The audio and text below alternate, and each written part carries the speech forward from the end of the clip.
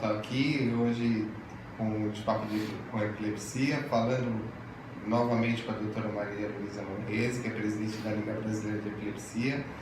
E hoje a gente vai falar sobre um assunto que é muito interessante, a gente já chegou até a abordar nos vídeos anteriores, mas com a presença de um médico é sempre diferente, né? Então, nós vamos falar sobre a relação do médico com o paciente, né? A importância e o papel do médico e o papel do paciente dentro do tratamento, que pode ser bom, que pode ser ruim, né?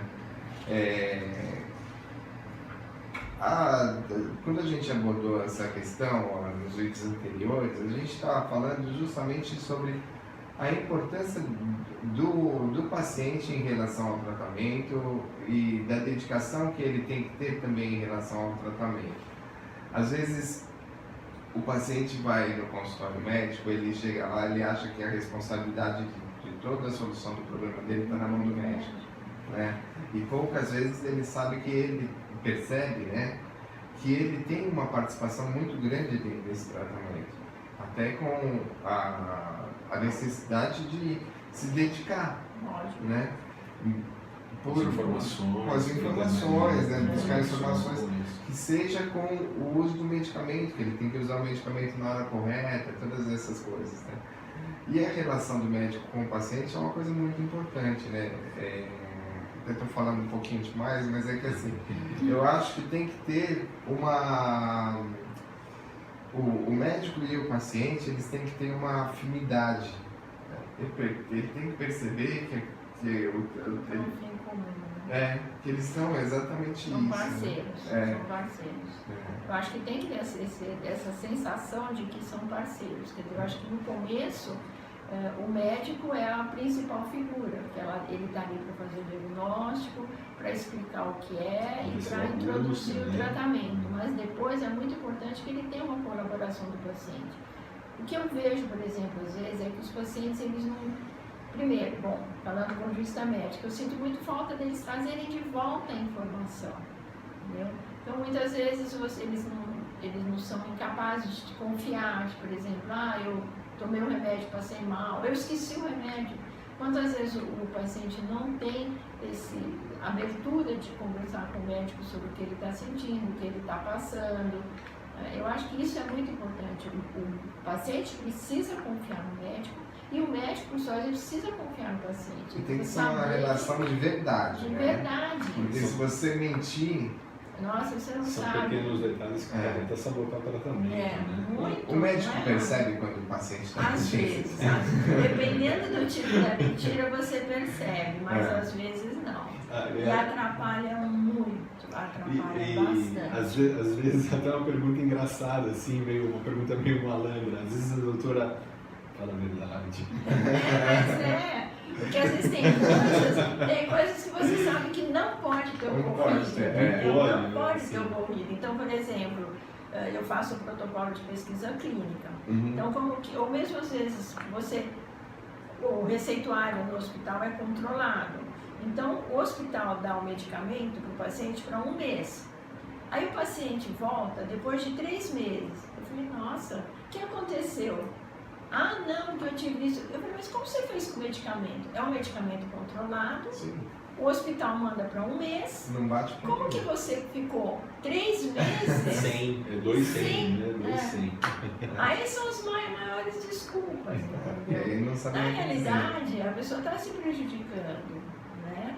Ou às vezes o paciente já viu isso, então pega a medicação em 2 lugares. Aí acaba tomando 2 remédios, ou tem 2 médicos, isso acontece. Então, essa relação é importante. Eu sei que às vezes é difícil, né? O médico precisa confiar, mas o paciente também precisa confiar, precisa ser aberto, precisa dizer a verdade. Da mesma maneira que o médico, não adianta você querer esconder de um paciente. Por exemplo, eu vou te introduzir tal remédio. Você precisa saber que você pode sentir isso, aquilo, que você vai ter isso, aquilo, mas você tem que saber e me falar, porque daí eu vou saber como eu conduzo, se eu diminuo ou não. Mas é difícil, né? Então, às vezes, não existe. Por outro lado, existem alguns que realmente são muito apegados e falam muito, mas às vezes é melhor do que esse paciente que omite. Às vezes nem é porque ele está querendo omitir, às vezes sem querer, né? E que às vezes realmente não confia no médico. pelo fato da gente estar numa era assim que a questão virtual, digital é uma coisa tão acessível, essas informações que as pessoas trazem do que elas entram na internet, elas encontram, tudo pode ajudar ou não? Não, eu acho que olha, é difícil, porque a gente brinca que é o Dr. Google. Então, muitas vezes a pessoa não sabe interpretar. Alguma coisa sim, entendeu? Mas muitas vezes você vê que são ideias que não são muito corretas, ou então o paciente entende de uma maneira que não é correta. Não existe um filtro. Não existe assim, está escrito uma coisa, cada um interpreta de um jeito. E às vezes você interpreta do jeito que é melhor para você, entendeu? Então, às vezes é disso. Agora, é extremamente importante a relação médico-paciente, porque senão você não sabe conduzir e começam a ocorrer vários problemas. Né? Quando eu era pequeno, né, a minha mãe ela sempre fazia uma coisa que eu acho que é importante até hoje, não sei se é porque eu guardei isso da minha época, né? Mas é ter ela fazia um diário de crises, ela fazia um relatório, todas as vezes que eu ia no médico, ela passava isso para ele, né?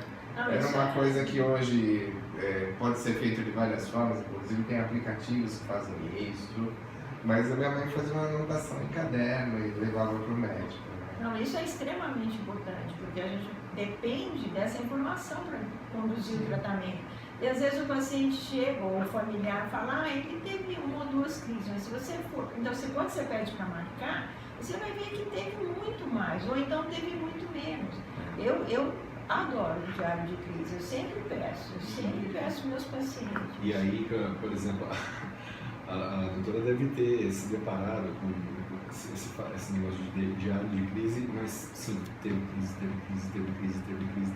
mas como é e tipo perfil, assim, essa questão do perfil, como durou a crise, foi mais forte, foi mais fraca, e também às vezes precedido de horário, então você começa a ver as crises são mais nesse horário, então você ajustar a medicação, então vamos ver, provavelmente nesse horário o nível cérebro ou o nível do medicamento no sangue está caindo, então é importante a gente saber o horário que o paciente tem. A questão da minha vida pode ser. É isso, então às vezes porque depende muito do paciente, você tem de literatura, você sabe que a meia vida do medicamento é tal, então você tem que dar a medicação 2 ou 3 vezes ao dia, ou às vezes até uma vez ao dia, mas é muito individual.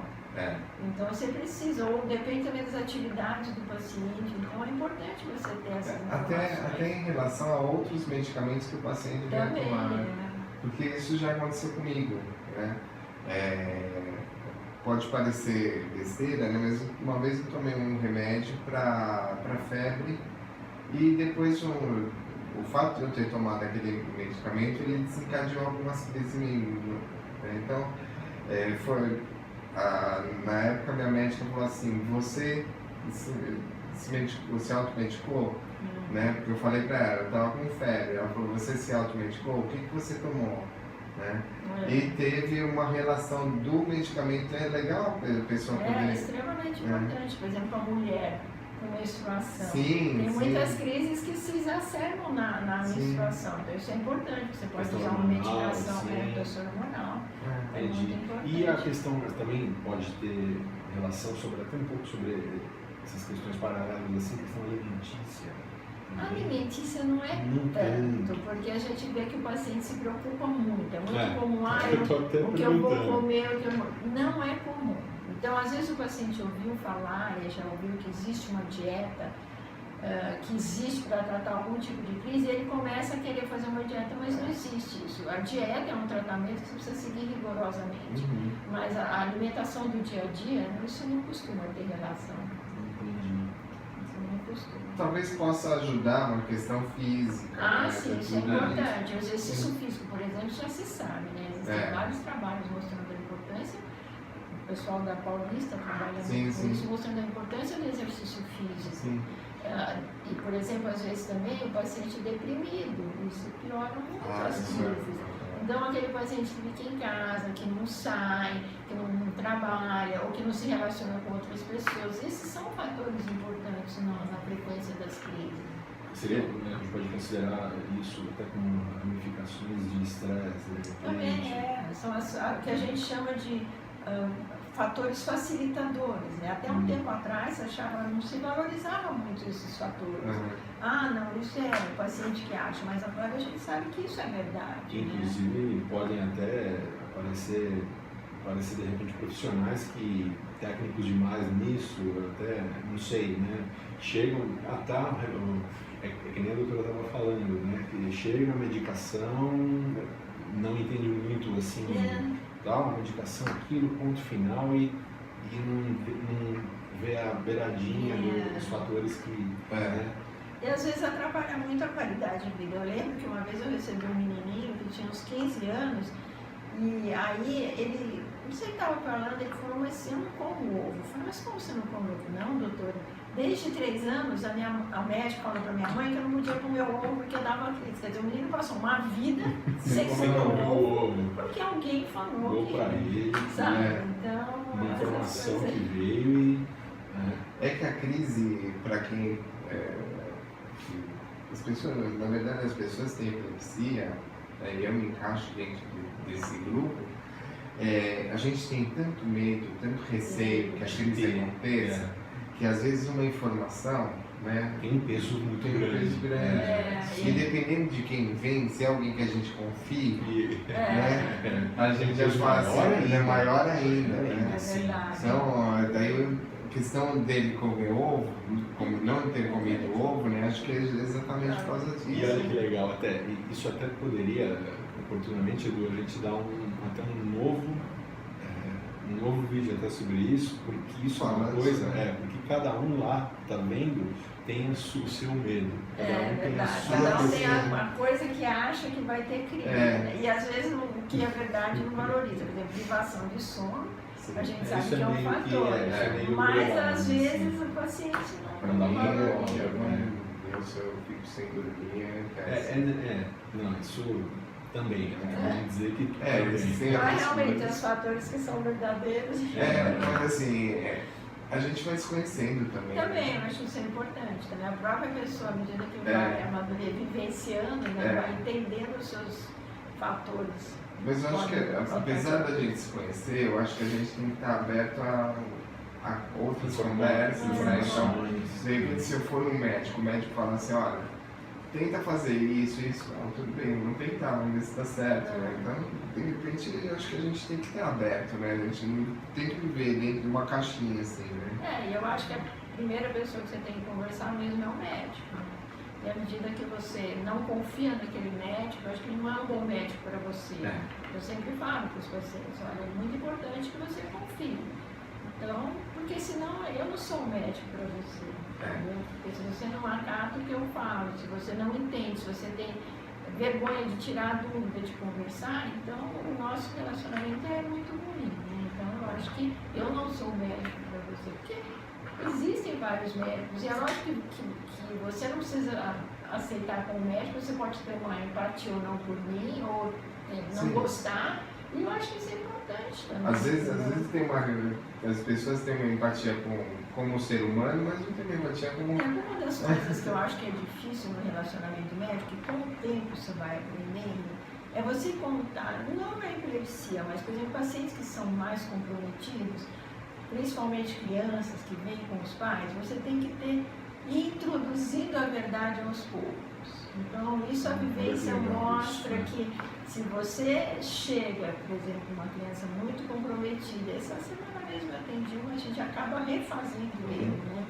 Aí uma criança muito comprometida, provavelmente por uma síndrome genética, então ela tinha, além da epilepsia, era uma criança com grandes comprometimentos. Aí a mãe falou, ai doutora, a senhora acha que ele vai aprender a ler? Aí você fala, ai mãezinha, não, pois é, eu acho que não. Isso nunca sei, eu mesmo policei, você nunca fala na primeira consulta. Entendeu? Porque daí o paciente já cria uma barreira.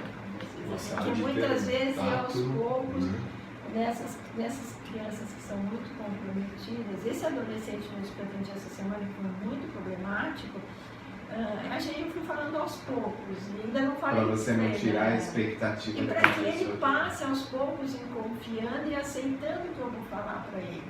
Porque, por exemplo, eu queria mudar a medicação dele, porque ele estava tendo crise. Aí ela, não quero. Eu falei, tá bom, então vamos ver, vamos acertar essa medicação, vamos ver, você vai me contar como você está sentindo, volta daqui uma semana, vamos ver. Para aí aos poucos você ir conduzindo. Se eu chegar para ele e falar, não, essa medicação não está boa para você, eu quero que você mude para tal remédio, ele não vai aceitar. Sim. Entendeu? Isso é uma vivência que você vai aos poucos, entendeu? Alguns pacientes realmente você tem que dar mais trabalho, principalmente os pacientes mais comprometidos. A gente já entra na questão do diagnóstico. A gente foi o que a gente conversou no vídeo anterior. É difícil, É né? bem difícil, é bem difícil. Cada paciente é um paciente, e às vezes o médico é um só. Eu acho que até é engraçado, né? Porque para epilepsia, realmente, cada paciente é um paciente. O perfil é completamente diferente, né? O modo como ele aceita. De tudo, né? Eu acho que é muito... Isso é uma coisa muito importante, né? Você ter, assim... Sabe, imagina um médico que trabalha... Uma pessoa que trabalha no serviço público, ele atende quantas pessoas por dia? Umas 12, umas 15 pessoas. Então você imagina, se ele atendeu 15 pessoas no dia, são 15 situações diferentes que ele tem que enfrentar ali, né? Se 15 pessoas, são 15, e não o diagnóstico de epilepsia não se limita ao paciente, né? Na verdade são 15 pessoas que têm epilepsia, com 15 famílias, né? E não, tem toda uma árvore, né? tem uma E às ramificação vezes, grande. dependendo do paciente, às vezes você precisa muito da colaboração da família. Então a família tem que ser um aliado também. Sim. Então você precisa atender o paciente, atender a família. A maioria das vezes é difícil você atender só o paciente, principalmente porque as crises o paciente muitas vezes não vê, não percebe. Então, para a epilepsia é muito importante que a família, você precisa ter alguém. Você precisa ter alguém. É diferente, por exemplo, sei lá, de uma outra doença, que o paciente é capaz de informar sobre ele. Muitas vezes o paciente não é capaz. Ele pode até te dizer se ele não está se sentindo bem ou não, mas se ele teve crise, como foi a crise, quanto durou, como é que ele ficou. Isso Sim. você vai depender da família. Tem algumas, assim, por exemplo, eu digo até pelo meu perfil, tem coisas que eu, assim, eu até entendo e aceito, mas tem coisas que eu não posso falar, por causa do meu perfil de crise. Que o espectador da minha crise pode, que viu eu tendo a crise, assim, pode dizer melhor. Muito melhor Porque que ele viu tá passando. como é, quanto tempo, o que eu fiz, entendeu? Como foi o comportamento, quanto eu demorei para me recuperar, os fatores de tempo, assim, pré e pós. Tem algumas coisas muito importantes, assim. Então, anteceder, geralmente você precisa da família. Você precisa, Geralmente exatamente. né? E acho que uma das coisas mais tristes que existe, e já aconteceu comigo também, é você ter uma relação com o médico, que é uma relação que você vai lá para pegar uma receita, né? Não, eu estou indo lá porque eu quero a receita para pegar o remédio e vai embora, né? E aquilo termina ali naquela relação. Você não precisa ser grandes relações de amizade, nem nada disso, mas que essa relação seja alguma coisa que traga um benefício e principalmente para você, né? O interesse é teu, né? E no fim você acaba estabelecendo laços com pacientes. Né? Ah, eu tenho sim. muitos pacientes, por exemplo, provavelmente agora eu estou para desativar um ambulatório meu no hospital. E eu, por enquanto, não desativei por causa de alguns pacientes. Porque eu sei que eles vão, doutora, não vai me deixar, né? Eu falei, não. Então tem alguns pacientes que realmente, com o tempo, você vai estabelecendo um laço muito grande. É importante, né? Desculpido. Resolvida essa questão. Então, sim. Podemos terminar. Estamos abertos às questões, né? As novas questões, né? Uma das questões que eu acho que cada um tem uma história. Tem né? uma história diferente, né? É até por isso que nós quisemos conversar com a senhora e a gente tem ideia de expandir e conversar com mais pessoas, porque os vídeos de Papo com Epilepsia parecia que estava se limitando a duas pessoas e duas únicas pessoas, entendeu? Então acho que é interessante a gente abrir e mostrar um pouco mais disso. Inclusive outros médicos. Com outros também, médicos, trazer né? outra pessoa com Com outras pessoas, essa é a nossa ideia. É muito amplo, né? Tem É. muitas variáveis. É isso aí. Tá?